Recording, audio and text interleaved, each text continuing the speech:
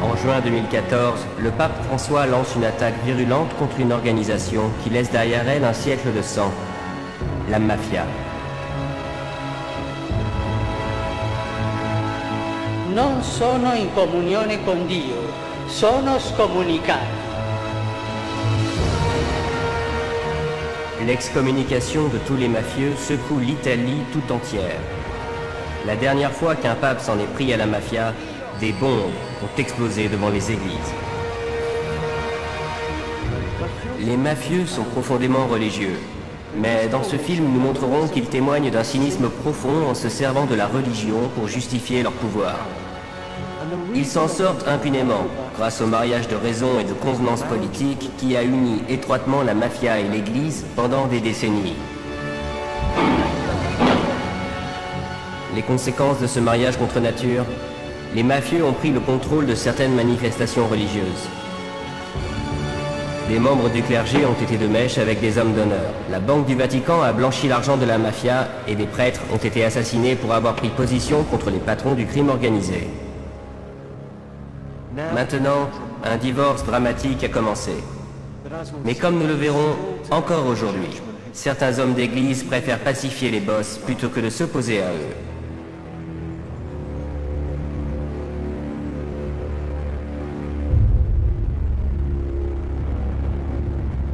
Je m'appelle John Dickey. J'étudie le crime organisé en Italie depuis 15 ans. Aujourd'hui, j'enquête sur les liens qui unissent la mafia à l'Église catholique. Je vais essayer de me mettre dans la tête des membres du milieu qui prient avant de tirer. Je retournerai dans les villes et les villages où les hommes d'église et les mafieux ont forgé leur alliance et je découvrirai comment la briser.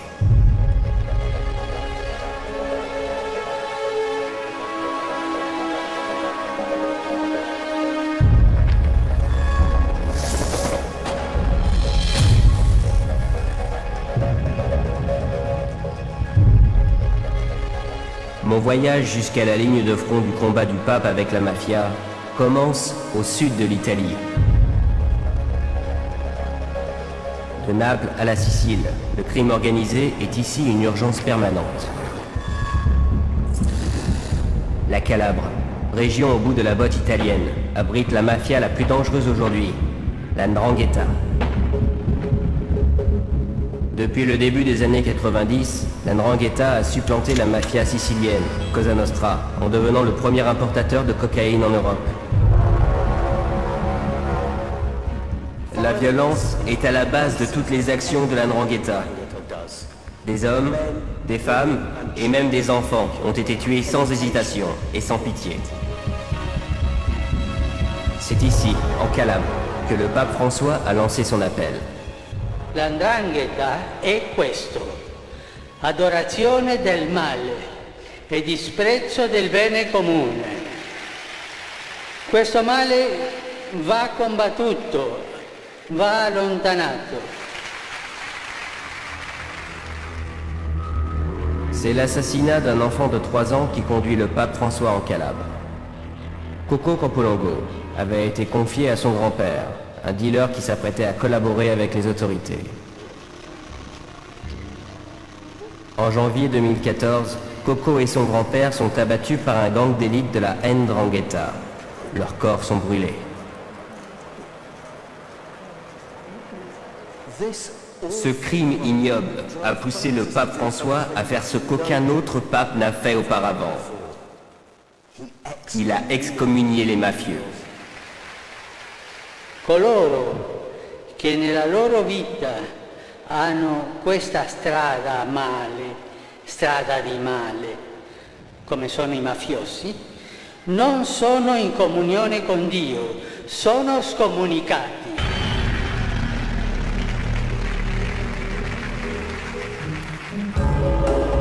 L'excommunication est un très vieil outil utilisé par le pape et ses évêques pour censurer ceux qui ont commis de graves crimes contre la foi et la vie. Ceux qui essaient de tuer le pape ou de briser le secret de la confession sont excommuniés. Martin Luther et Galilée l'ont été pour hérésie. Plus récemment, les médecins pratiquant l'avortement ont été stigmatisés de la même façon. Les ennemis politiques de la papauté ont aussi été visés. Napoléon et les communistes, par exemple, ainsi que tout Venise au Moyen-Âge. Quand vous êtes excommunié, vous n'avez pas le droit de recevoir la communion. On peut vous refuser le sacrement du mariage et l'enterrement religieux. Vous êtes sur le chemin de l'enfer, et la seule façon d'éviter la damnation est de vous repentir et de demander l'absolution à votre évêque.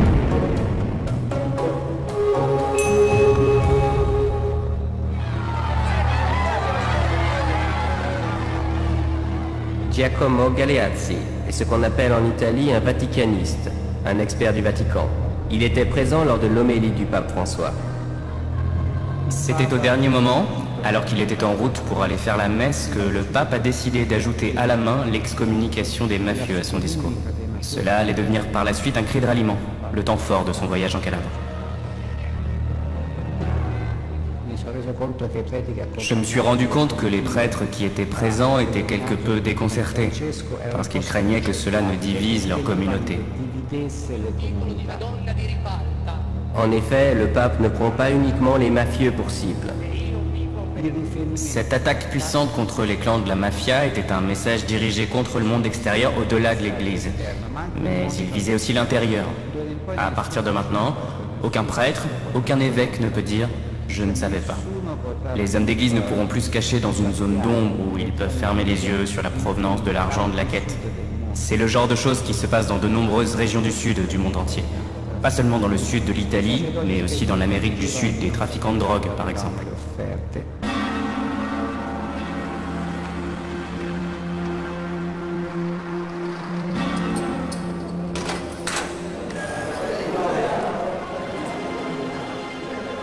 Il n'y a pas de meilleur endroit pour comprendre l'impact du discours du pape François sur la mafia que cette prison de haute sécurité. C'est aussi un lieu très intéressant pour essayer d'avoir une idée de la réaction de certains prêtres. Ici, 70% des détenus sont des membres assermentés de la 'Ndrangheta. La question la plus directe était « Est-ce que ça veut dire alors qu'on ne peut plus aller à la messe, entrer dans l'église, ou même prier ?» Parce que si on a été excommunié, on ne peut plus se tourner vers le Seigneur. Je sais que l'excommunication du pape a causé une réaction très forte dans d'autres prisons. Par exemple, ne pas aller à la messe le dimanche suivant, ou refuser de participer aux événements organisés par chaque aumônier dans sa prison. Refusez-vous les sacrements de l'Église aux membres de la 'Ndrangheta? Je ne peux pas excommunier un membre de la 'Ndrangheta. La tâche d'un prêtre et de l'Église en prison n'est pas de juger les détenus, mais de servir de guide dans la vie de ceux qui ont été reconnus comme étant membres de la 'Ndrangheta. Cet aumônier est dans une position délicate, pris entre le besoin d'obéir au pape et les conséquences effroyables qu'il pourrait subir en tenant tête à la 'Ndrangheta. En parlant avec lui, j'ai l'impression qu'il minimise l'excommunication. Le pape François est face à un défi énorme. L'année précédant son élection, un prêtre, ici à Reggio, avait été poursuivi pour complicité avec la 'Ndrangheta, tandis qu'un autre avait témoigné au tribunal en faveur de 3 membres du milieu, en les appelant ses amis et de vrais gentlemen. Ces amis ont été fidèlement condamnés à plus de 50 ans de prison.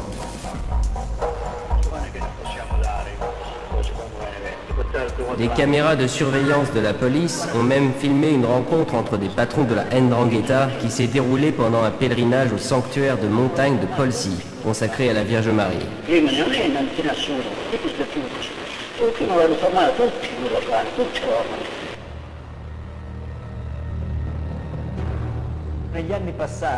J'ai souvent crié sur les toits qu'ils se rassemblaient toujours au sanctuaire de Polsi. Chaque année, la 'Ndrangheta tient une réunion à Polsi pendant la première semaine de septembre. Un sommet pendant lequel ils demandent à Notre-Dame de Polsi de les protéger. Mais quand je l'ai dit, les évêques ont rétorqué que j'étais obnubilé, que ces rites n'existaient plus et que ce n'était pas vrai. Nous avons réussi à prouver que cette réunion se déroulait vraiment.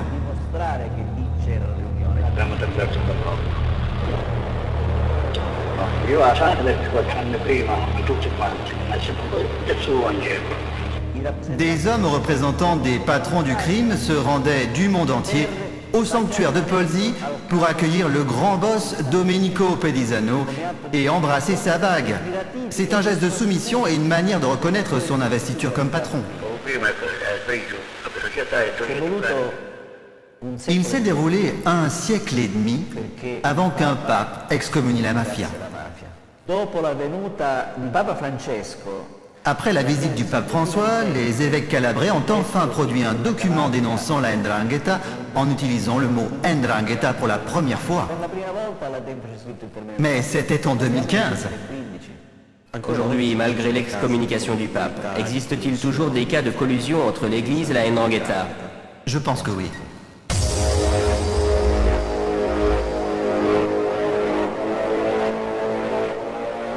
À mon avis, les racines de cette collusion se trouvent en Sicile. C'est le berceau de Cosa Nostra, par tradition la plus puissante des mafias italiennes. Depuis plus de 150 ans, la mafia sicilienne est un des acteurs principaux dans l'extorsion de fonds ou encore le trafic d'héroïne vers les États-Unis. Son pouvoir repose sur le meurtre en toute impunité.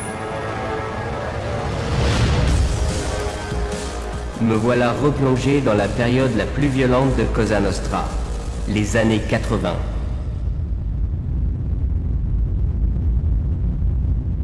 À cette époque, une guerre mafieuse fait des centaines de victimes. Les cadavres brûlent dans la rue, jetés à la mer, ou découpés et donnés en pâture aux cochons.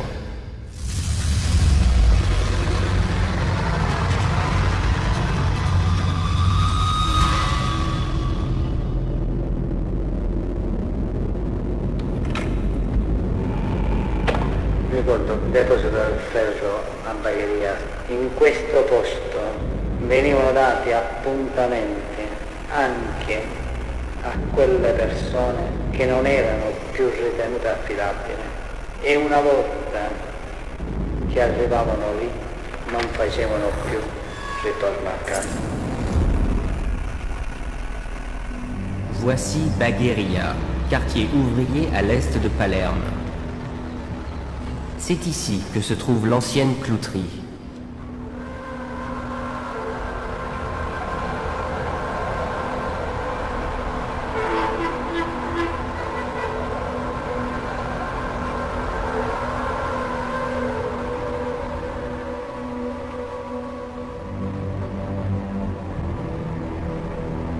J'ai entendu parler de cet endroit, mais je ne suis jamais venu. C'est peut-être ce que j'ai lu, ou l'odeur des déchets en train de brûler dans la cour.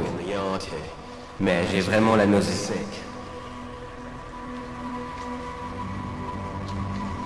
C'est ici que Cosa Nostra faisait disparaître ses problèmes.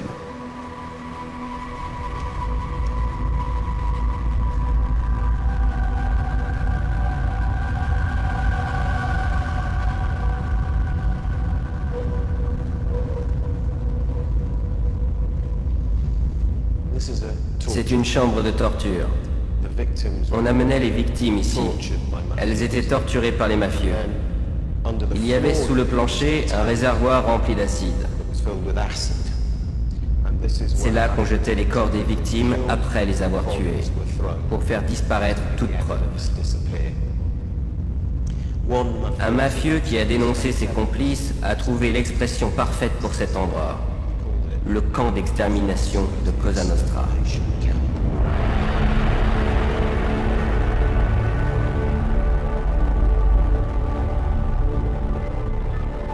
Personne ne sait combien de personnes sont mortes ici.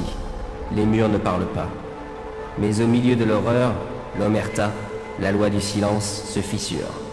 Et les hommes qui ont commis de telles atrocités parlent pour la première fois du rôle tordu, mais essentiel de la religion dans leur vie.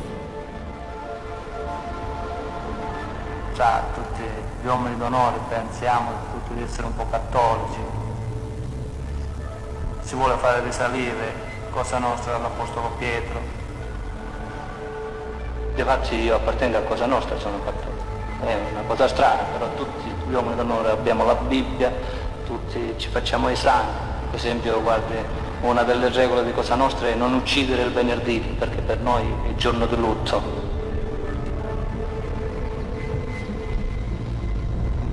Un homme en particulier était autant dévoué à sa Bible qu'à son pistolet. Pietro Alieri commet son premier meurtre en 1983 alors qu'il a tout juste 24 ans. Lorsqu'il est enfin arrêté, à quelques kilomètres d'ici, il est devenu l'une des personnalités les plus riches et les plus puissantes de Cosa Nostra.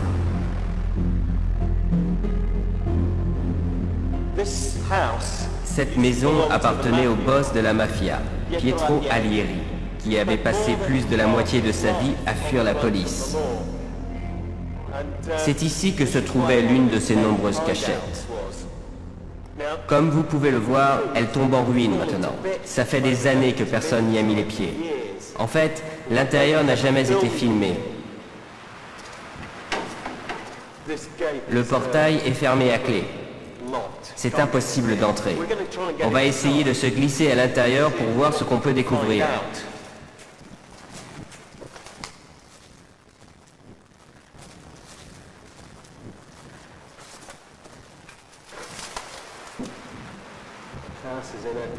La maison est dans un état lamentable. Les meubles ont été abandonnés. Je pense qu'il est conseillé de porter un casque à ce stade. On ne sait pas ce qui pourrait arriver.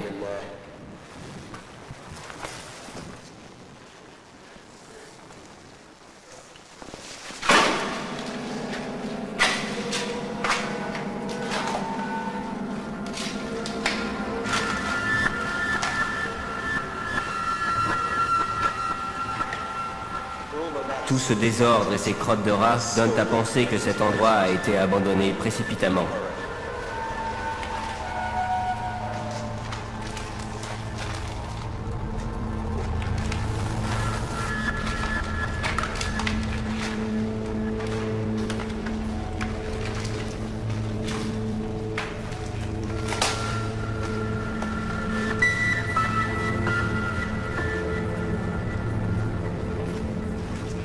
Explorer cette maison, c'est comme scruter l'esprit d'Alieri.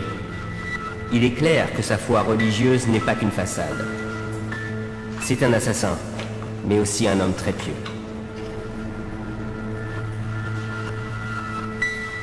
On dirait que ce sont ses livres.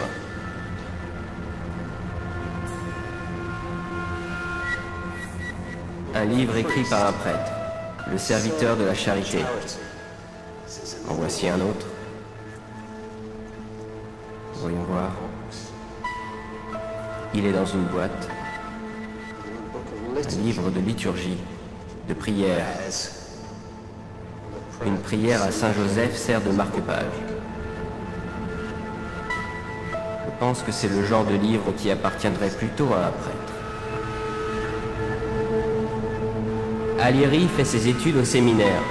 Il est évident que pour lui, une vie en cavale ne signifie pas une vie sans foi. Je pense que c'est la chambre. Regardez ici. L'enfant Jésus est dans un panier. C'est le genre de choses qu'on utiliserait dans une sorte de scène de la nativité. Et on dirait qu'il voulait ça près de lui, toute l'année. Il y a autre chose là-bas.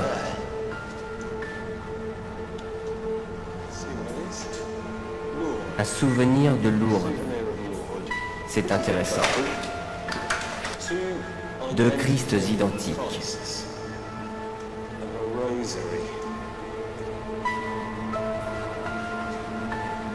Et un chapelet. C'est vraiment un peu effrayant de penser que cet homme était un marchand de mort et qu'il s'entourait de toutes ces images religieuses.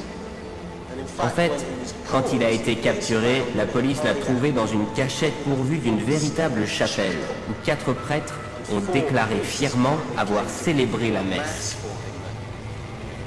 L'un des prêtres a d'ailleurs été arrêté.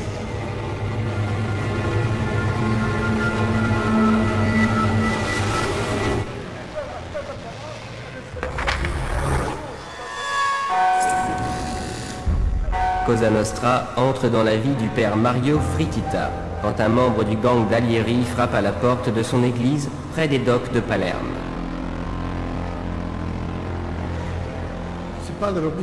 Il a dit, Père, j'ai besoin de vous. J'ai frappé à la porte de toutes les paroisses et tout le monde m'a dit non. Il s'agit d'un homme très important et connu de tous. Qui est-ce? Non, je ne peux pas vous dire son nom, mais il a besoin de vous. Il a besoin de vous rencontrer et d'ouvrir son cœur. Il veut communier et rencontrer Jésus-Christ. Qu'en pensez-vous? Quelques jours plus tard, le père Fritita se trouve dans une voiture qui se dirige vers la cachette de l'un des fugitifs les plus célèbres d'Italie. Il ne m'a pas dit où il allait, juste de lui faire confiance et qu'on allait voir Alieri. J'ai répondu, Alieri, super, un gros poisson.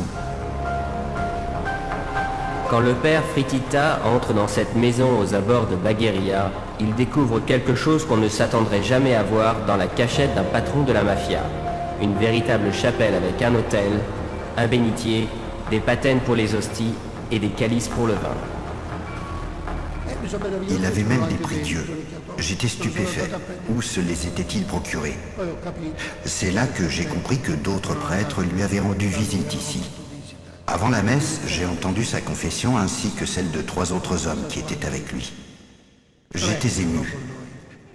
Mais surtout, j'étais avec ces personnes étranges qui étaient recherchées par la loi. Toutefois, le côté spirituel a pris le dessus et ça m'a plu. C'était une expérience très intense parce que j'ai pu observer ce que ça représentait pour eux. Imaginez, ils sont restés tout le temps agenouillés. Aujourd'hui, Alieri va à la messe en prison. Il a été arrêté en 1997 et condamné à l'emprisonnement à vie. Le père Fritita a été inculpé pour avoir aidé un fugitif. Il a fait de la prison avant d'être finalement déclaré innocent. Pourquoi devrais-je me sentir coupable d'aller voir quelqu'un? L'occasion s'est présentée et je l'ai fait. Je ne m'occupe pas de la mafia. Je dirais même que ça ne m'intéresse pas. Je m'occupe du péché. Alors je lutte contre la mafia, tout comme je lutte contre l'avortement, le divorce ou tout autre péché. Mais je ne lutte pas contre les pécheurs. Je vais vers eux. Je dois en faire des amis, des frères. Je dois les aider. Mais c'est là que le bât blesse. Il est difficile de nier que les prêtres comme le père Fritita ont une ligne de conduite qui respecte la doctrine catholique. Secourir les pécheurs et essayer de les remettre dans le droit chemin. Mais quand il s'agit de la mafia, cette approche va à l'encontre de la responsabilité de l'Église envers la société. Le père Fritita illustre une certaine culture catholique que partage la mafia. Dans cette culture, ce qui est important est de se repentir devant Dieu et pas devant les hommes. C'est un principe que partagent les mafieux. Quand Pietro Alieri a été arrêté, il est devenu étudiant en théologie et a décidé qu'il ne coopérerait jamais avec les autorités, permettant par conséquent à ses complices de continuer à tuer et à faire du trafic de drogue. L'élève de Fritita, pour ainsi dire, a suivi ses enseignements. Ce qui importe, ce n'est pas de se repentir aux yeux des hommes, mais aux yeux de Dieu. Monsieur Scarpinato, lors de votre carrière, vous avez questionné de nombreux mafieux de tout type et de tout rang. Quelle est votre opinion sur leurs croyances religieuses? Pour les mafieux, la famille immédiate et élargie est bien plus importante que la société.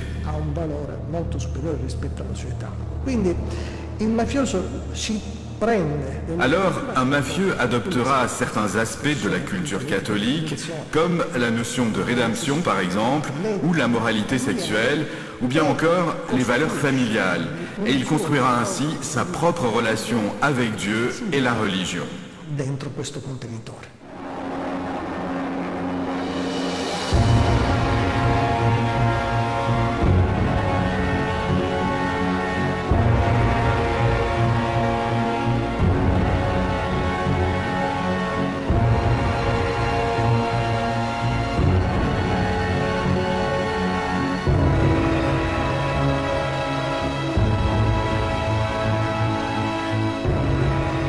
bain de sang de la mafia des années 80 pousse l'État à réagir.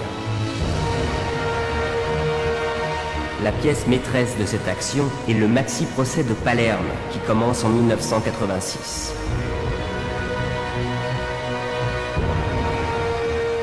Les 476 prévenus sont tellement dangereux qu'une salle d'audience spéciale est construite.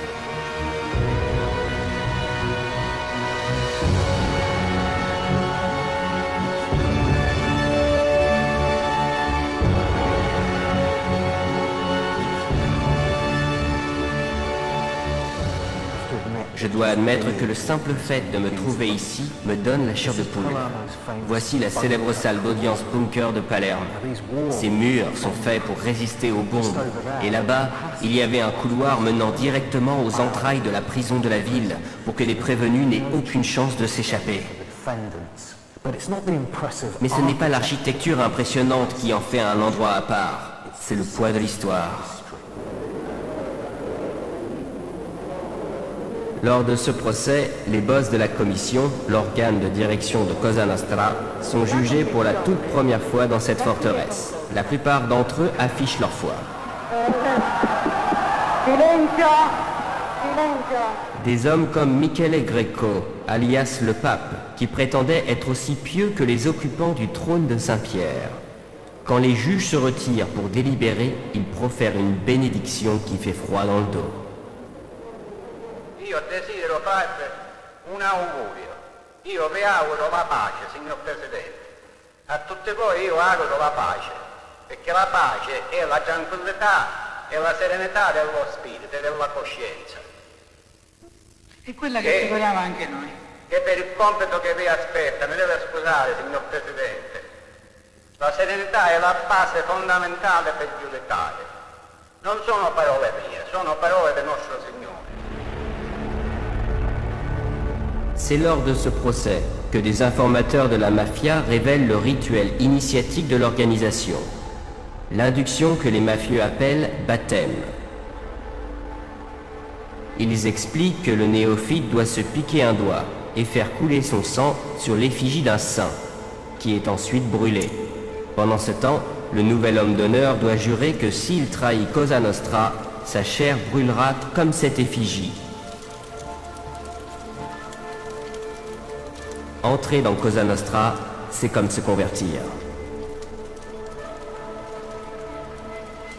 Tout ceci ressemble peut-être à du charabia d'adolescents, mais la mafia prend ça très au sérieux. Ce rituel marque une transition identitaire. Le criminel ordinaire devient un membre de l'élite de la pègre. Je n'ai rien d'un théologien, mais un tel rituel a vraiment des relents de blasphème.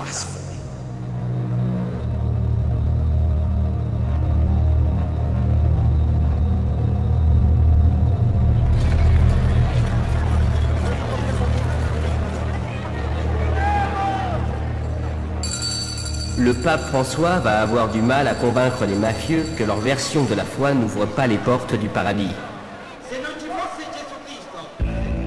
Parce que pour la mafia, la religion ne se résume pas à des livres de prières, des autels et des rituels.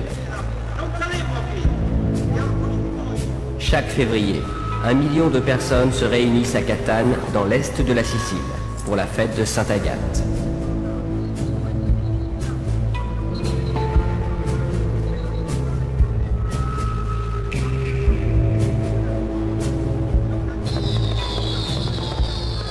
La fête de Sainte-Agathe est importante pour la population, mais elle est également lourde de signification pour la mafia. Bien sûr, les patrons du crime sont toujours intéressés lorsque l'argent change de main. Mais pour eux, cette fête représente surtout une occasion à ne pas rater, pour étaler leur pouvoir et se donner un air de respectabilité. Depuis des années, l'inspecteur en chef Antonio Salvago surveille les activités de la mafia à la fête. En ce moment même, plusieurs unités de police, en particulier celle de la brigade volante, observent la procession. Notre objectif est d'empêcher les groupes criminels organisés d'exercer leur influence pendant les célébrations.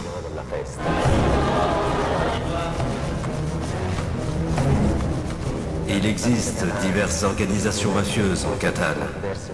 Pour elles, avoir le pouvoir de faire arrêter la procession à un moment et un endroit déterminé est une façon de montrer à ce moment précis qui contrôle la ville.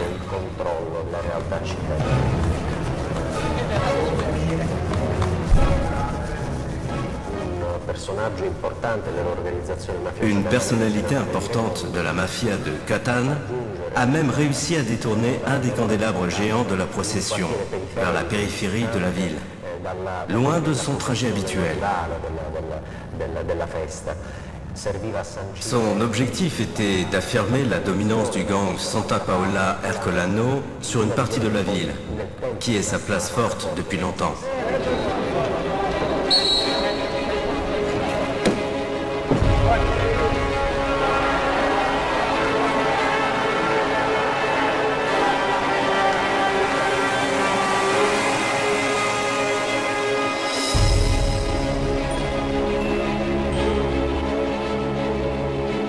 Le gang Santa Paola représente Cosa Nostra en Catane depuis des décennies. Il blanchit ses bénéfices de la drogue par le biais d'entrepreneurs travaillant pour l'État. Quand le parrain Benedetto Santa Paola, surnommé le loup-garou, est arrêté, il a des dizaines de meurtres à son actif. Son fils Francesco et son neveu Nino prennent la relève.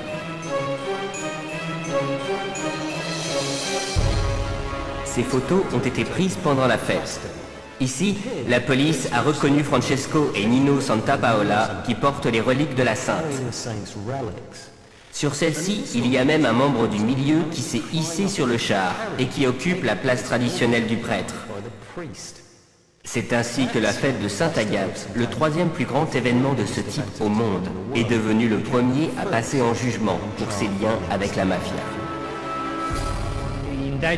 Les enquêtes sur l'infiltration criminelle de la fête ont commencé lorsque des informateurs de la mafia nous ont appris que des familles mafieuses faisaient sentir leur présence dans son organisation.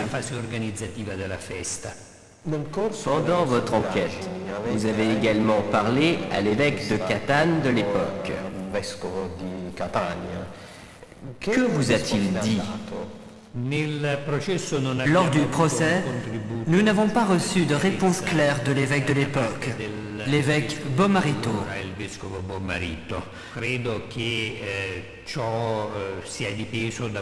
Je pense que c'est parce qu'à l'époque, l'Église a véritablement sous-estimé le grave problème que représentait l'utilisation des fêtes religieuses par les groupes mafieux pour renforcer leur autorité.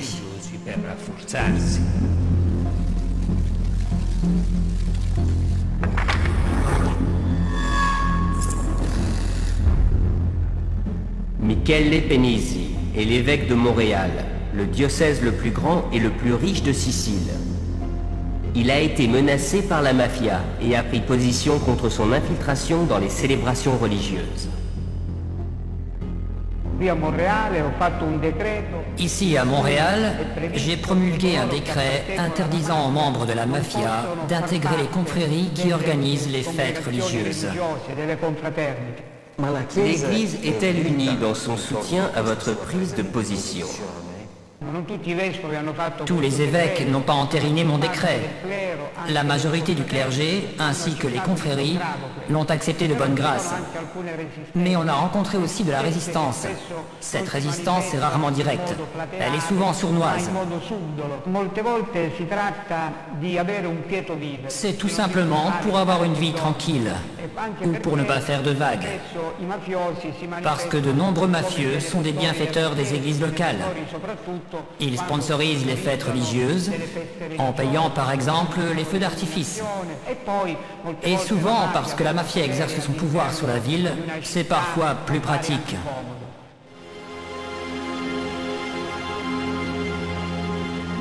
Une vie tranquille semble bien loin de la pensée du pape François. En 2 ans de papauté, il s'est déjà attaqué au problème de la pédophilie au sein du clergé et lancé une réforme de la curie. Ce n'est donc peut-être pas surprenant qu'il ait entrepris une attaque sans précédent contre la mafia.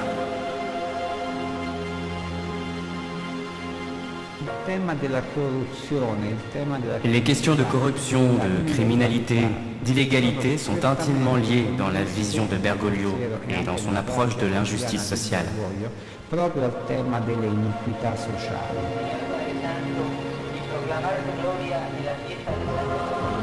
N'oublions pas qu'il a été prêtre des rues pendant 50 ans et qu'il s'est rendu dans les bidonvilles de Buenos Aires, Villas Miserias, où même la police n'ose pas rentrer. Maintenant qu'il est devenu pape, il met en œuvre dans le monde entier ce qu'il mettait en œuvre dans son diocèse en Argentine, comme défenseur de la légalité. Mais l'Italie n'est pas l'Argentine. À mon avis, il faut vraiment que le pape François comprenne comment l'histoire tourmentée de l'Église italienne l'a poussé à se faire les pires amis du monde.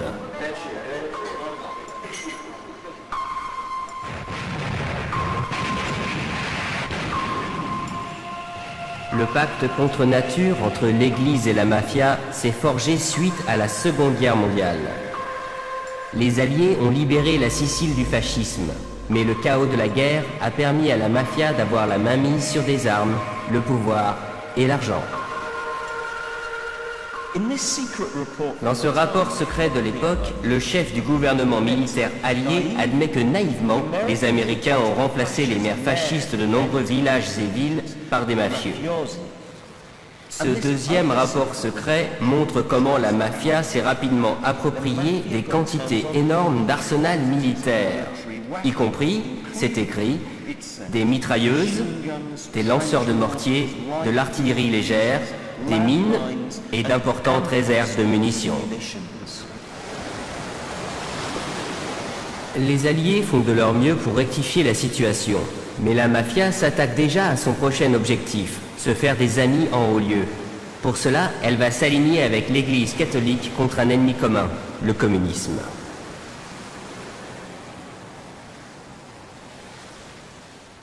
Un homme met en lumière cette stratégie cynique.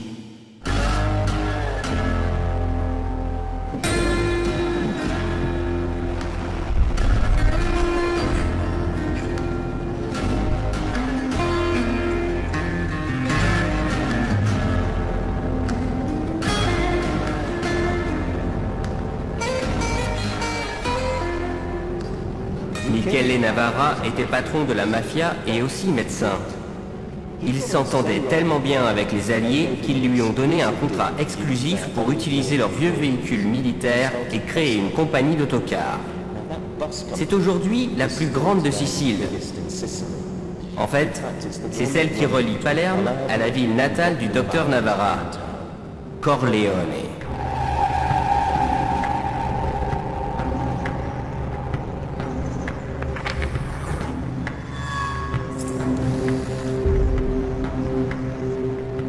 Corleone doit sa renommée mondiale au personnage de Don Vito dans Le Parrain. Mais en Italie, c'est un endroit bien plus connu encore, parce que c'est le berceau de la famille la plus sanglante de Cosa Nostra.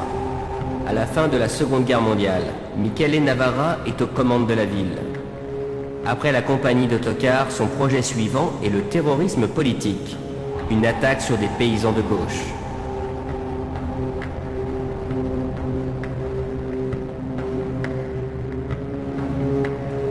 Dino Paternostro est un syndicaliste de Corleone. Ce sont des hommes comme lui que Navarra décide de prendre pour cible.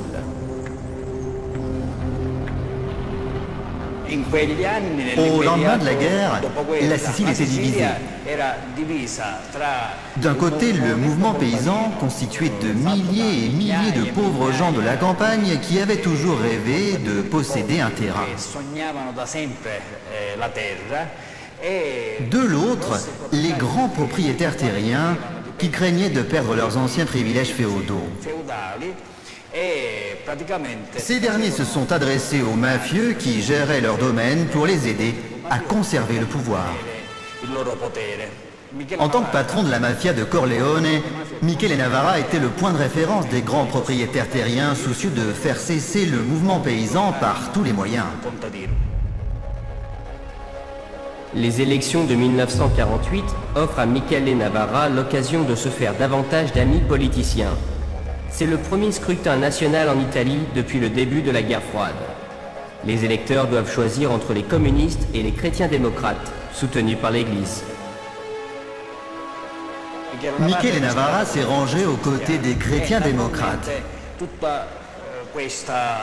Ce qui a bien sûr consolidé l'alliance entre ce parti, l'Église, la mafia et les grands propriétaires terriens.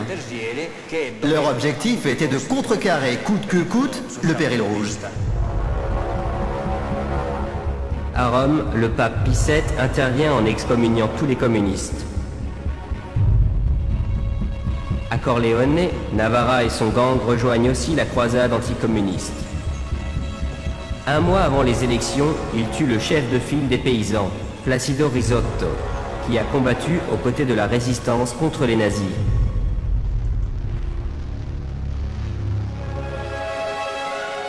Les assassins de Rizzotto transportent sa dépouille en haut de ces montagnes et la jettent dans une faille profonde. Ainsi, ses camarades ne peuvent même pas aller se recueillir sur sa tombe. Son cadavre ne sera retrouvé qu'en 2012. Le corps de Placido Rizzotto a été retrouvé dans une crevasse sur le versant de la montagne qui surplombe Corleone. Le seul témoin du meurtre était un jeune berger de 12 ans, décédé brutalement 2 jours plus tard à l'hôpital suite à une piqûre. Son médecin était notre ami entrepreneur des transports, Michele Navarra.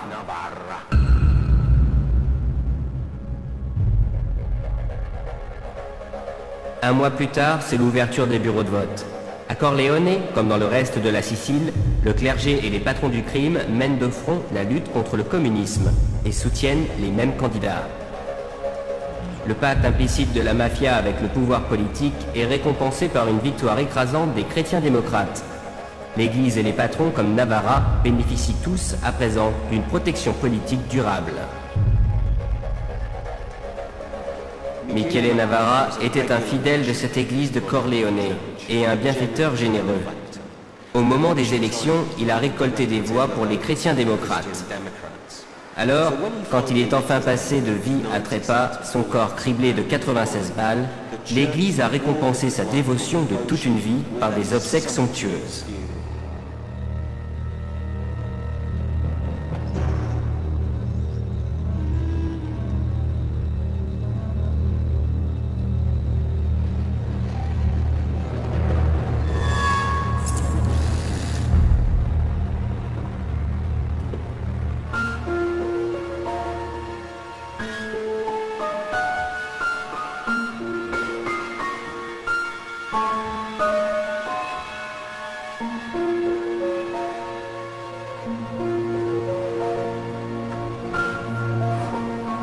L'Église et la mafia font bon ménage pendant toute la période de la guerre froide. Leur relation survit aux pires explosions de violence mafieuses. En 1963, une bombe placée dans une voiture tue 7 soldats à la sortie de Palerme.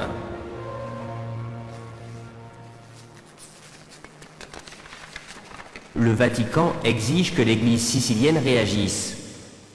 Mais le cardinal Ruffini s'y oppose. Il affirmera même plus tard que les mafieux sont des criminels ordinaires, pas pires que ceux d'autres pays.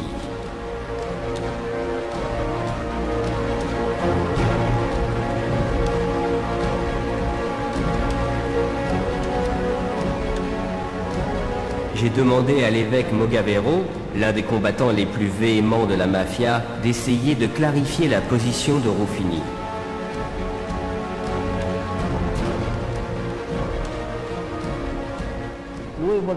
Il voulait défendre les Siciliens contre quelque chose qui semblait incompatible avec leur nature. Le peuple sicilien est tellement bon qu'il ne pourrait jamais engendrer un mal comme la mafia. Ces paroles étaient en fait une marque d'affection et d'amour pour les Siciliens, même si elles ont eu des conséquences négatives. Quelles ont été ces conséquences ? C'était presque une justification, une couverture pour la mafia. Ça l'a encouragé qu'une personne avec un tel pouvoir adopte cette attitude. Le cardinal Ruffini va même jusqu'à écrire au pape. Au cours de mes nombreuses années de ministère, je n'ai jamais décelé l'ombre d'une relation entre le clergé et les criminels. Il avait tort.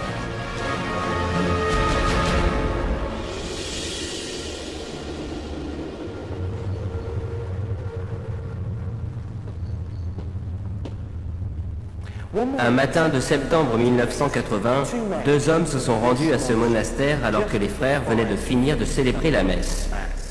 Les témoins ont seulement pu dire plus tard que l'un d'eux avait environ 30 ans et que l'autre était plus âgé. Ils ont demandé à voir le frère Giacinto et on les a accompagnés à son appartement au premier étage. Dès qu'il a ouvert la porte, ils lui ont tiré 5 balles dans la tête.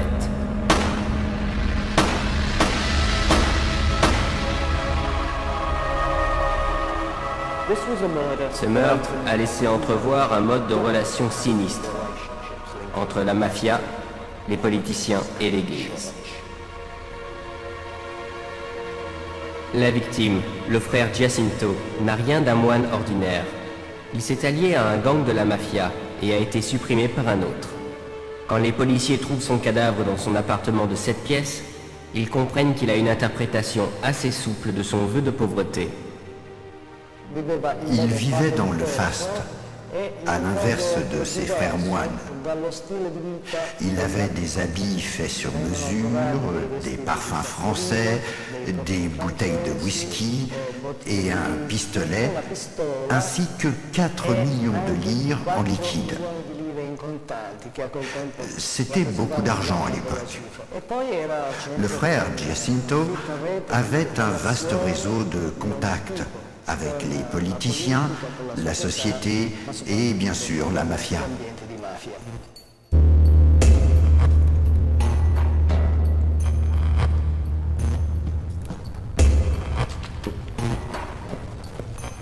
La mafia, les chrétiens démocrates et l'Église catholique. Une trinité impie qui gouverne la Sicile pendant 4 décennies. Le maire actuel de Palerme est un politicien chevronné qui est un des seuls chrétiens démocrates à lutter contre Cosa Nostra. La mafia avait infiltré l'Église, la politique et les conférences des chrétiens démocrates. Les différentes factions du parti correspondaient à divers clans mafieux. Alors quand un congrès chrétien démocratique se passait paisiblement, ça signifiait que les groupes de la mafia étaient aussi en paix. Je me souviens des années où, en tant que catholique, j'allais dans les églises et les paroisses et on s'attaquait tout seul à la mafia. On me prenait pour un communiste parce que je luttais contre la mafia. Personne n'est parfait, mais je n'ai jamais été communiste. De nombreux maires qui ont occupé ce siège avant moi étaient amis avec les patrons de la mafia. Ah, attendez, je me trompe. En effet, un des maires n'était pas ami avec les mafieux, puisqu'il était lui-même un des boss de la mafia. Vito Ciancimino.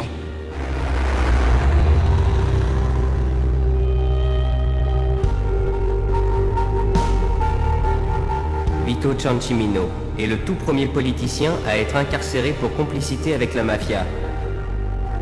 Pendant des décennies, il sert de lien entre le conseil municipal, l'industrie du bâtiment et Cosa Nostra. Il a présidé pendant un boom frénétique du bâtiment. Sur une période de 4 ans, le conseil municipal de Palerme a accordé 80% de ses contrats de construction à seulement 5 hommes. C'étaient des inconnus. Ils n'étaient même pas qualifiés pour poser une brique sur une autre. Mais derrière eux, il y avait Cosa Nostra. Ciancimino et ses amis ont ainsi recouvert de ciment le terrain derrière moi.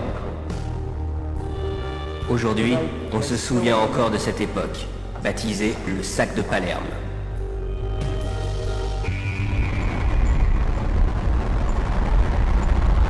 C'est l'un des quartiers construits pendant cette période.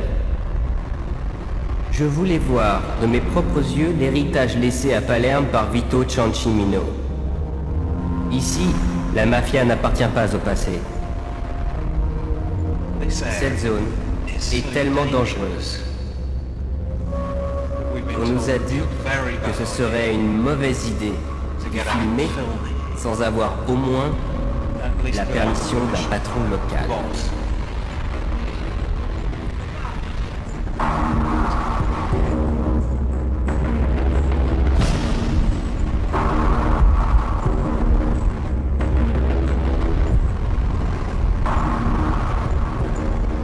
Pas plaisant ici. On a vraiment l'impression d'être observé.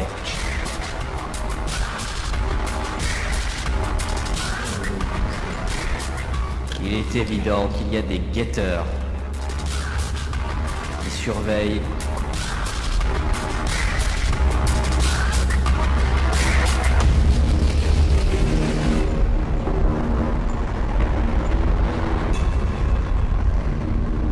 Tout ce qui entre ou sort de cet endroit.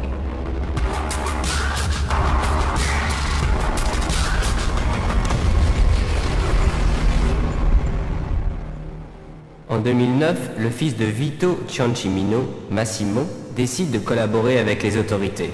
Il explique ce qu'il a vu et entendu quand il accompagnait son père à des réunions. Personnellement, je n'oublierai jamais la fois où on est arrivé à la résidence d'un évêque près de Palerme. Nous sommes entrés par derrière et avons trouvé Bernardo Provenzano et l'évêque, assis tous les deux, en train d'attendre mon père pour discuter. Bernardo Provenzano ne sera arrêté qu'en 2006, après avoir été recherché pendant 43 ans. C'est un record. C'est le cerveau politique derrière la famille toute puissante des Corleone. Pensez-vous que l'évêque était au courant de l'importance de Bernardo Provenzano dans la mafia? Bien sûr. Il se trouvait là précisément à cause de ce que Provenzano représentait. Provenzano était là pour représenter le pouvoir que Cosa Nostra exerçait dans les institutions de Palerme. C'était une réunion de haut niveau, mais chacun d'eux connaissait l'importance des autres. C'était aussi évident à la façon dont ils s'étaient salués, en se prenant dans les bras et en s'embrassant sur les joues. Quel type de relation votre père entretenait-il avec l'Église? Pour lui, les paroisses fonctionnaient de façon similaire aux permanences locales du Parti chrétien-démocrate. Il fallait les financer. Mon père a construit une église à Passo di Vigano. Il a accordé un permis de construire pour des terrains de foot à une église et une subvention pour gérer un ciné-club à une autre. Il travaillait en permanence par le biais de l'église pour conserver le contrôle de son territoire. Cette stratégie fonctionnait grâce à ses relations avec les prêtres des paroisses au niveau local. Et ensuite, évidemment, ça remontait tout en haut de l'ordre établi avec les cardinaux, les évêques et les membres haut placés du clergé en ce qui concernait les relations financières.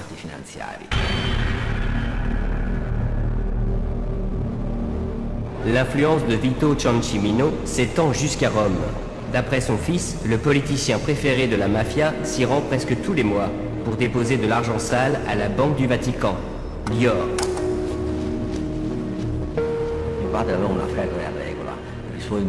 Mon père avait une règle à laquelle il ne dérogeait pas quand il s'agissait de déplacer et d'accumuler de l'argent. Tout devait être intraçable.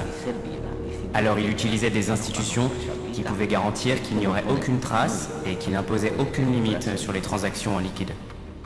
L'IOR n'avait mis en place aucune mesure sur la transparence et ne donnait aucune information. J'ai vu de larges sommes d'argent circuler dans les coffres-forts et sur les comptes de la Banque du Vatican. Il s'agissait de transactions financières destinées à payer les pots de vin à la fois pour les politiciens et pour les hommes liés au monde de la mafia. À l'IOR, votre père gérait-il son propre argent ou également celui de Cosa Nostra? Non seulement mon père gérait son propre argent, mais il en avait aussi mis de côté à la Banque du Vatican pour la famille de Provenzano.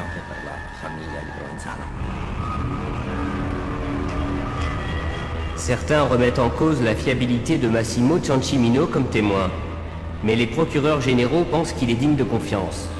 En ce qui concerne l'argent de la mafia, la Banque du Vatican s'est forgé une sacrée réputation. Le matin du 18 juin 1982, le corps pendu d'un homme a été retrouvé sous le pont Blackfriars Bridge, à Londres. On a découvert qu'il s'appelait Roberto Calvi. Il était à la tête de Banco Ambrosiano, une importante institution financière catholique, avec des liens rapprochés avec la Banque du Vatican. C'est pourquoi Calvi était mieux connu sous le surnom de banquier de Dieu.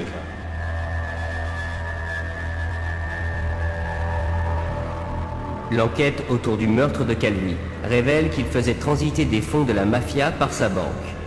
Pire encore, elle dévoile l'implication de la Banque du Vatican. Le procureur général Tescaroli est sur l'affaire.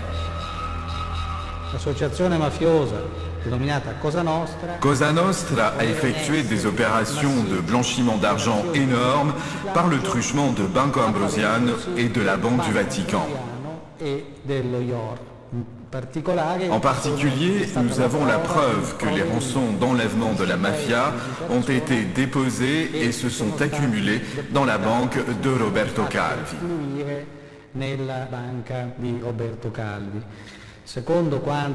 D'après les conclusions des juges lors du procès, la Banque du Vatican a aussi joué un rôle dans ces opérations.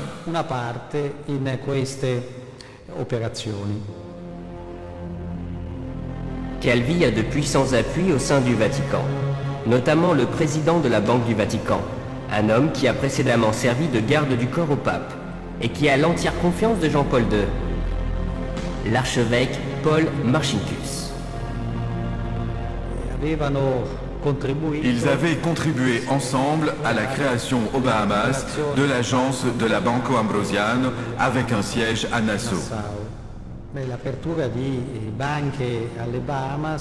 Ouvrir des banques dans des endroits comme les Bahamas ou le Nicaragua leur permettait très certainement de se livrer à des activités en échappant au contrôle d'un cadre légal.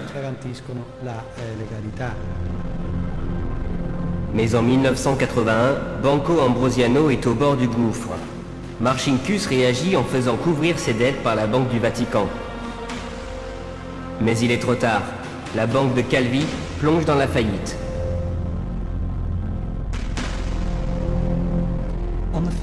Le 5 juin 1982, Calvi, complètement désespéré, écrit une lettre à Jean-Paul II. Cette lettre étonnante n'a été découverte que récemment, lors d'une nouvelle enquête autour du meurtre de Calvi. Elle révèle que le banquier de Dieu créait des agences précisément là où le Vatican se sentait le plus vulnérable à l'époque, en Amérique centrale et en Amérique latine, où les mouvements révolutionnaires défiaient l'ordre ancien.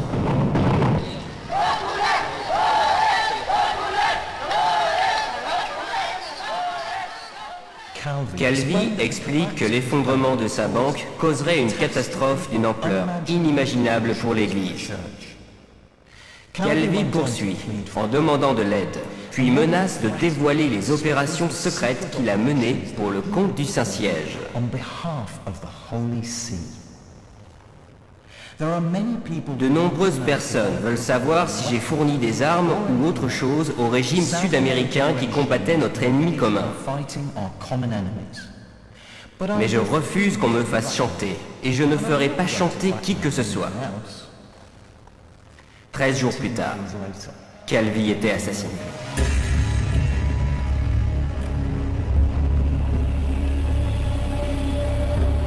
En 1984, la Banque du Vatican paye 250 millions de dollars de compensation aux investisseurs de Banco Ambrosiano, mais refuse de collaborer avec les enquêteurs. L'affaire Calvi n'a pas été élucidée, laissant planer le soupçon sur la mafia, tout comme sur le Vatican.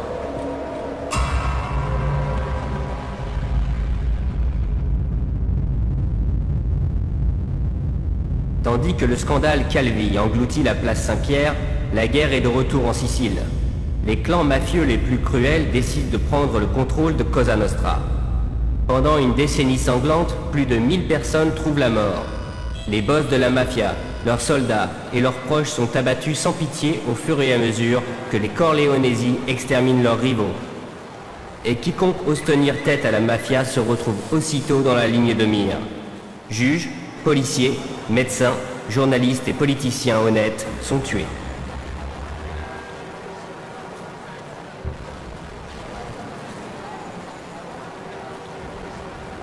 Finalement, en 1992, les barons de la pègre décident de se débarrasser de leurs deux ennemis les plus redoutables, les juges anti-mafia qui ont traduit plusieurs centaines de mafieux en justice, Giovanni Falcone et Paolo Borsellino.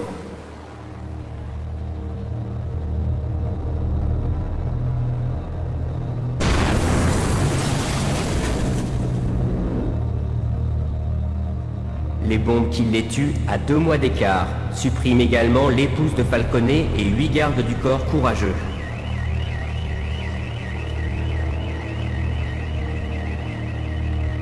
Les Siciliens en ont assez. La guerre froide étant maintenant terminée, la conscience de l'Église commence à s'éveiller.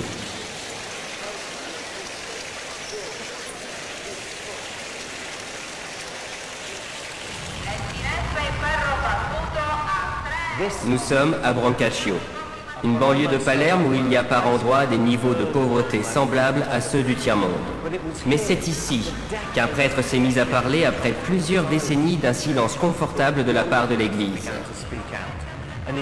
En faisant cela, il s'est fait craindre de la mafia. Il s'agissait du père Pino Puglisi. Ma noi speriamo che qualcosa via via vada cambiando. Già ci sono parecchi ragazzi che stanno attorno al centro sociale e alcuni già sono qui presenti e che incominciano a capire che la vita non è fatta semplicemente di violenza, di degrado, ma ci sono valori come pace, fraternità e collaborazione. Gregorio Porcaro travaille dans ces rues avec le père Puglisi. Brancaccio était une sorte de poste de contrôle. L'héroïne et les drogues destinées à toute la ville de Palerme partaient d'ici. C'est là que se trouvaient les raffineries. Tout était bien sûr contrôlé par la mafia. C'est une présence terrifiante dans un quartier comme celui-ci. Le secret de Puglisi était de se salir les mains. Il est devenu un homme de Brancaccio. Il s'est fait accepter par la meute, si on peut parler ainsi. Malgré les intimidations, les portes brûlées, ou le fait qu'un jour on ait vu le père Puglisi avec le visage tuméfié parce qu'il l'avait passé à tabac, l'avait frappé, l'avait menacé, certains des enfants du quartier ont aussi été menacés avec des couteaux. Tu dois arrêter de parler à ces prêtres. Tu dois venir avec nous. Le message était clair. L'église de Palerme était-elle au courant des menaces que vous receviez? Elle a sous-estimé le problème Brancaccio. Quand on a vu que la hiérarchie ecclésiastique était totalement désintéressée, voire indifférente, je me suis plaint au père Puglisi. On est abandonné ici. Peut-être qu'on tire un peu trop sur la corde. Tôt ou tard, la mafia va finir par réagir. Il m'a répondu, « Pourquoi es-tu inquiet? Qu'est-ce qu'ils peuvent bien nous faire? Nous tuer? Ça les avancera à quoi ?» L'église sicilienne se trouve à la croisée des chemins. Le communisme a disparu, et avec lui les raisons politiques de fermer les yeux sur la mafia. Mais l'église ne voit pas aussi clairement que le père Puglisi le côté diabolique de la mafia, et ne lui apporte pas son soutien. Jean-Paul II est bien plus résolu. En 1993, il se rend en Sicile et prononce une condamnation retentissante. C'est le premier pape à mentionner le mot mafia. Dio ha detto una volta, non uccidere, non può uomo, qualsiasi umana agglomerazione, mafia, non può cambiare e calpestare questo diritto santissimo di Dio.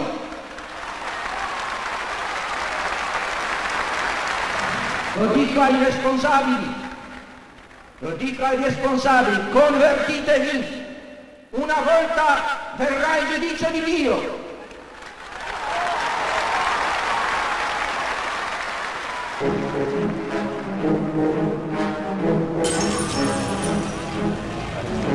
Moins de 2 mois après le discours de Jean-Paul II, Cosa Nostra décide de donner une leçon à une église qu'elle considérait avant comme un allié, ou tout au moins comme un spectateur passif.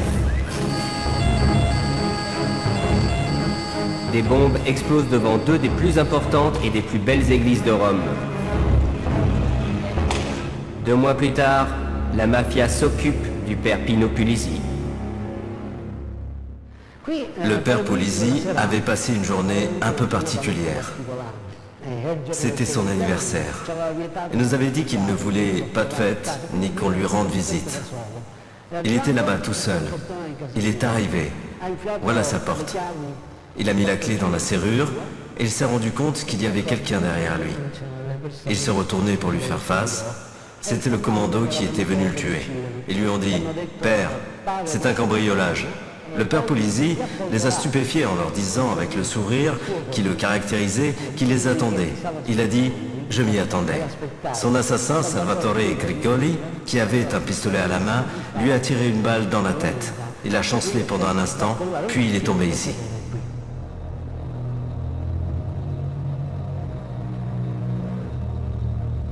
Je pense que le sang de cet homme a créé une renaissance pour nous tous à Palerme. Le jour suivant, toute la ville est venue ici.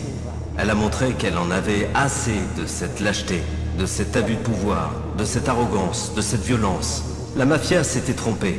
Elle pensait le faire taire, mais en fait, elle avait rendu furieuse toute une ville.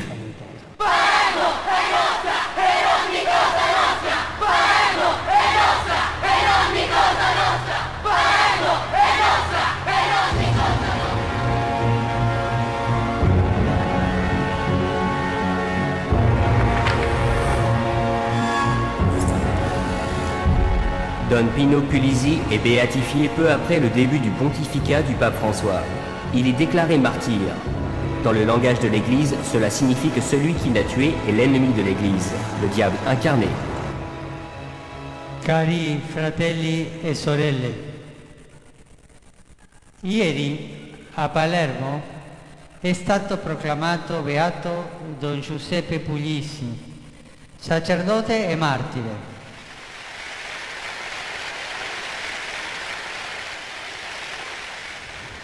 Les assassins du père Puglisi sont derrière les barreaux aujourd'hui.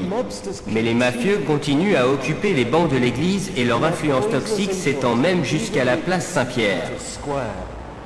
Le personnel du pape Benoît a anobli un patron de la 'Ndrangheta, qui a aussi réussi à faire baptiser sa fille dans cette basilique même. Ce sont des histoires comme celle-ci qui nous montrent, tout comme au pape François, que l'Église reste vulnérable face aux stratagèmes du crime organisé.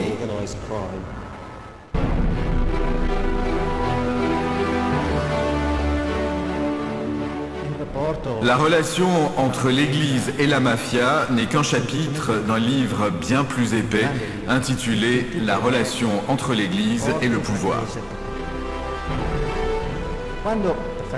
Quand, par exemple, en 1929, Pie VI a signé le concordat avec l'État fasciste, la nature du fascisme était déjà bien connue.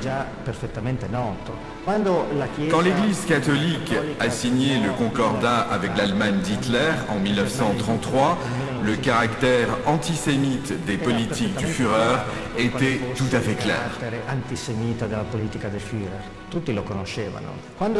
Quand Jean-Paul II s'est rendu au Chili, il est apparu au balcon du palais du général Pinochet. Et ce que Pinochet avait fait était clair aux yeux de tous. Par conséquent, la relation Église-mafia concerne les catholiques bien au-delà du sud de l'Italie. Changer la relation de l'Église avec le pouvoir dans cette région précise de l'Italie donnerait un bel exemple pour les relations entre l'Église et le pouvoir dans d'autres endroits du monde.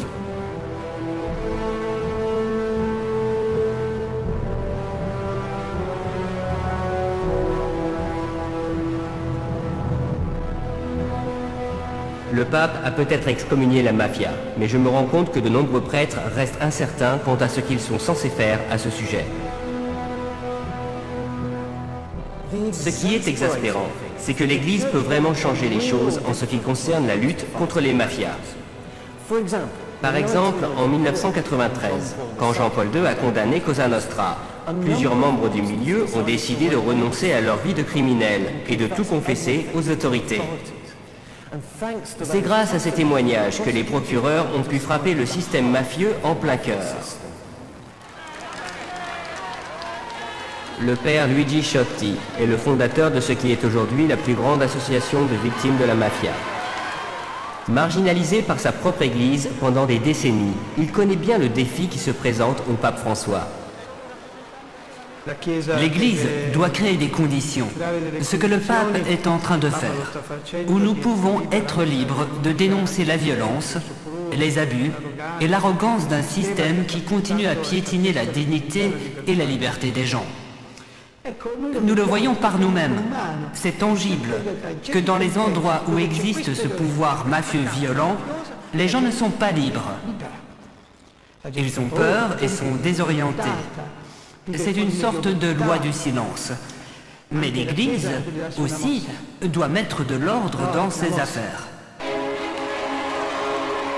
Aujourd'hui, comme hier, on sent que l'Église manque encore d'enthousiasme. Mais il ne faut pas généraliser. Aujourd'hui encore, il y a ceux qui ne font que regarder, qui disent que c'est à quelqu'un d'autre de prendre position. Mais non, nous sommes appelés à apporter notre contribution pour changer les choses, ce qui implique de condamner la mafia.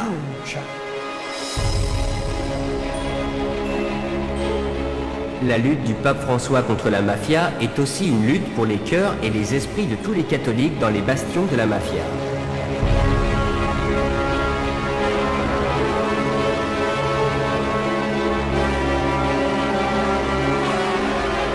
Je suis de retour là où mon voyage a commencé, en Calabre, parce qu'à peine une semaine après l'excommunication de la mafia par le pape, il s'est passé un incident controversé dans un village de montagne appelé Oppido. Là, une procession religieuse se serait arrêtée devant la maison du boss local de la 'Ndrangheta pour lui rendre hommage. À l'époque, il est assigné à résidence. Les policiers qui escortent la procession s'en vont en signe de protestation.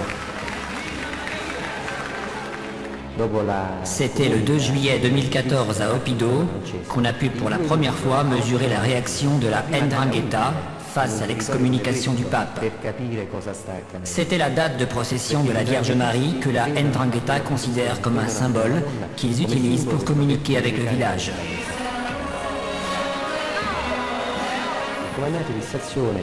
Avant ça, le chef de la police locale avait demandé aux prêtres de s'assurer que tout se déroulerait sans incident. Mais ce n'est pas ce qui s'est passé. Quand la statue de la Vierge Marie était tout proche du carrefour où habite le parrain Giuseppe Mazzagatti, des rumeurs ont commencé à circuler, semblables à de nouvelles directives, et contredisant la marche de la procession.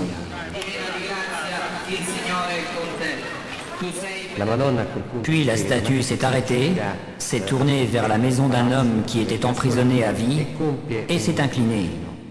Nous supposons évidemment qu'elle s'inclinait devant le pouvoir de l'homme qui habitait là. Peu de temps après, une équipe de journalistes allemands vient poser des questions.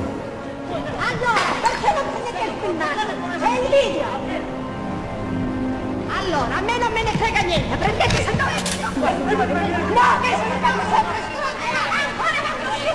noi siamo venuti a parlare.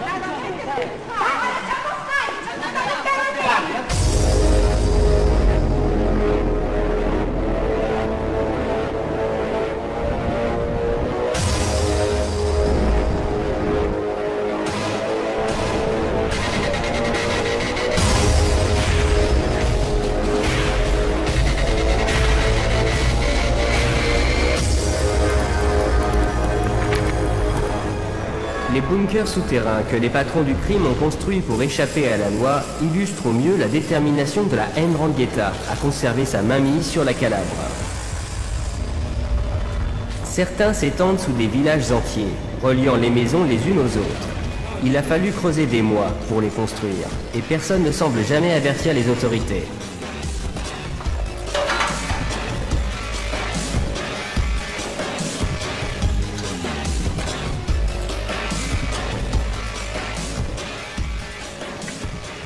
Les gendarmes ont découvert cet endroit alors qu'ils cherchaient un parrain fugitif de la 'Ndrangheta.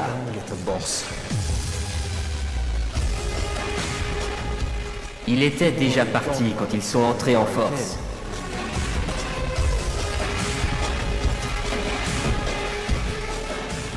À la place, ils ont trouvé le plus grand bunker de la mafia. 600 mètres carrés.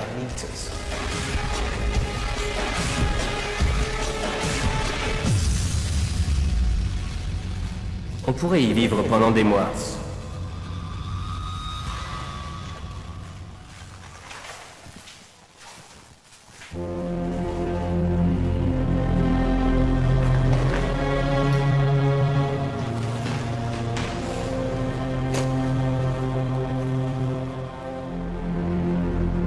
Il y a une odeur particulière. Ces pots servaient à faire pousser ça, du cannabis. Il y avait ici une vaste plantation extrêmement lucrative. Naturellement, personne dans le coin n'avait remarqué quoi que ce soit d'anormal.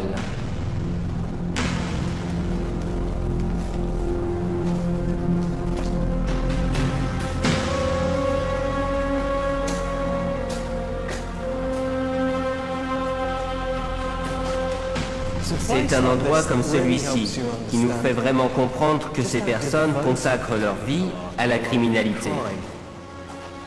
Ils sont préparés à vivre comme des rats, tant qu'ils peuvent retenir la seule chose qu'ils vénèrent vraiment, le pouvoir. Ça donne une bonne idée de ce que l'Église, celle qui est du bon côté, doit affronter.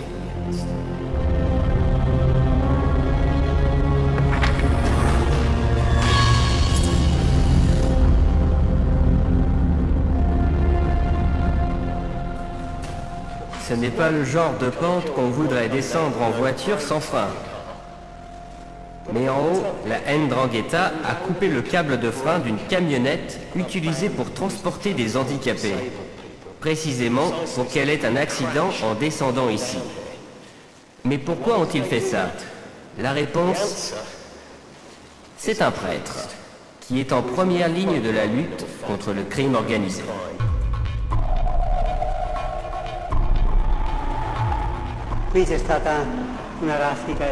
Il y a eu une fusillade ici le dimanche de Pâques. La veille du Noël précédent, une bombe a fait exploser l'entrée. Il y avait un trou, ça a volé, là ça a été détruit.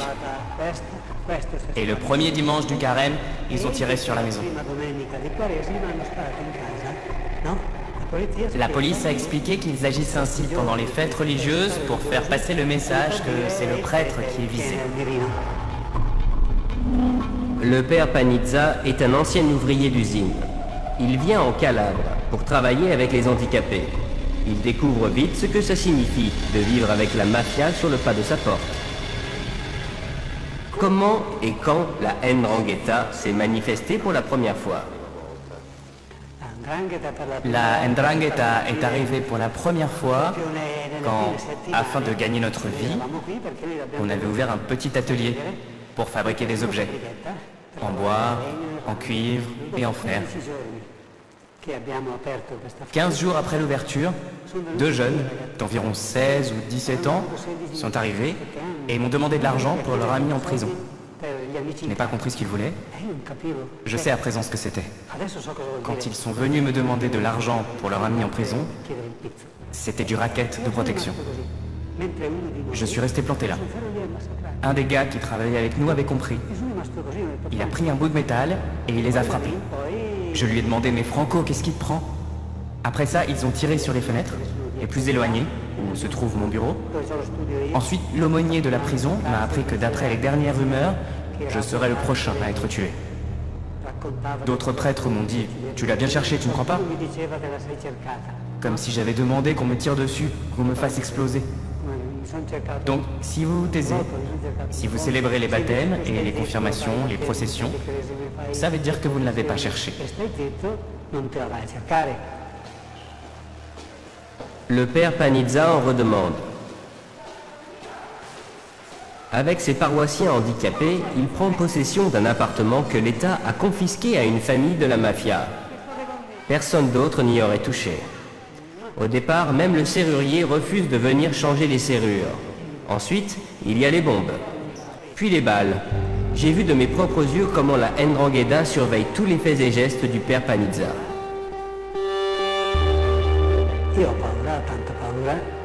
Oui, j'ai peur. Je suis terrorisé. Mais quand je vois comment ils vivent, je me suis toujours dit que j'aurais encore bien plus peur si je me soumettais à eux. Parce que je les vois vivre ainsi. J'aurais encore plus peur si je devais vivre comme eux. Bien sûr, j'ai peur, jour et nuit, même pendant mon sommeil, et même pendant mes rêves. Mais la vie serait très différente si je leur cédais. Tout récemment, la porte de son association a été brûlée.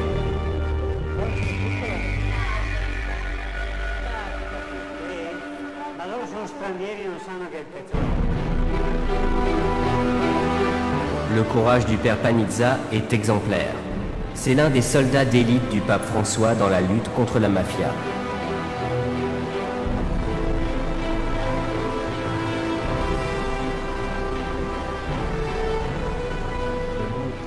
Pendant de nombreuses années, les prêtres anti-mafia ont été marginalisés. C'étaient des enquiquineurs qui, au lieu de prêcher l'évangile, fourraient leur nez où il ne fallait pas. Eh bien, en fait, c'est justement ce que l'évangile demande aux prêtres. Un prêtre doit prendre position. Il ne peut pas prétendre qu'il ne sait pas ce qu'il se passe. Quand on est prêtre d'un village de 5000 habitants depuis 20 ans, on ne peut pas dire « je ne sais pas qui sont les mafieux ». Même les enfants de 8 ou 10 ans le savent. On ne peut pas se cacher. Si on n'a pas le courage, il faut se faire muter à 1000 km de cette paroisse. L'excommunication doit être accompagnée d'autres mesures. Et naturellement, cela signifie encourager les prêtres qui sont manifestement du côté de la loi et faire partir les prêtres corrompus de leur paroisse.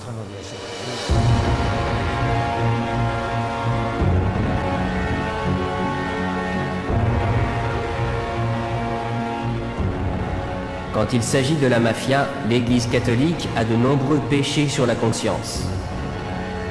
Le pape François commence tout juste à s'y consacrer. Maintenant, il faut passer à l'acte.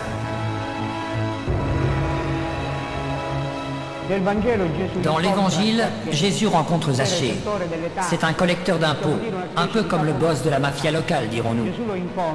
Jésus le rencontre et Zachée lui dit « Je fais don aux pauvres de la moitié de mes biens, et si j'ai fait du tort à quelqu'un, je vais lui rendre 4 fois plus. » On ne peut pas se convertir en se confessant simplement et en continuant le travail de la mafia.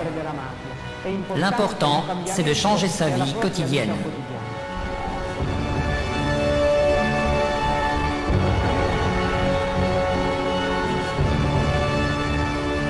Pendant trop longtemps, le clergé catholique a été dupé par la piété dévoyée et insidieuse de la mafia. L'Église a vu en la mafia un allié politique et financier, au lieu de voir un ennemi mortel. Que ce soit par peur, confusion théologique ou pure connivence, l'Église a dit aux gangsters ce qu'ils voulaient entendre. Mais les gens qui vivent sous le joug de la mafia réclament de la clarté à leur Église. Il est grand temps pour les prêtres, les évêques et le pape en personne de montrer que pardonner à la mafia ne sera pas possible sans justice.